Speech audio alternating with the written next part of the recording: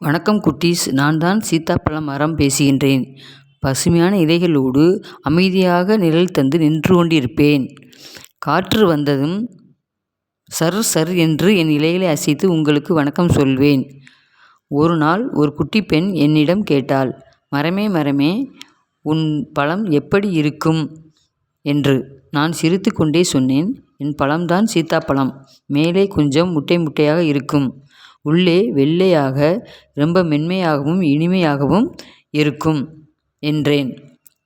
அப்போ குட்டி பையன், உன் பழம் சாப்பிட்டா என்ன பயன் என்று கேட்டான்.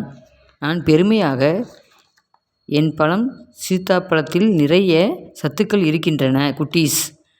என்கிட்ட வலிமை தரும் விட்டமின்கள் இருக்கின்றன, உடல் சக்தி தரும் கார்போஹைட்ரேட் இருக்கின்றது, வயிறு நல்லா வேலை செய்ய நார் சத்து இருக்கின்றது, மூளை வேலை செய்ய சக்தியும் இருக்கின்றது. அதனால் நீங்கள் படிக்கவும் விளையாடவும் சிரிக்கவும் முடியும். குட்டி பெண் கேட்டால், மரமே, நீ என்னென்ன நல்லது பண்ணுவ? நான் மெதுவாக சொன்னேன், பறவைக்கு வீடு தருவேன், மனிதர்களுக்கு நிழல் தருவேன், காற்றை சுத்தப்படுத்துவேன், இனிப்பான பழம் கொடுத்து எல்லோரையும் மகிழ்விப்பேன்.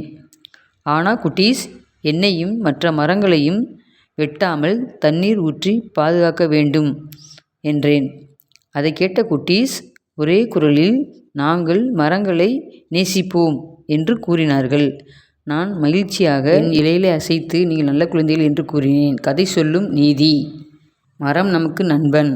இயற்கையை நேசித்தால் வாழ்க்கை இனிக்கும்.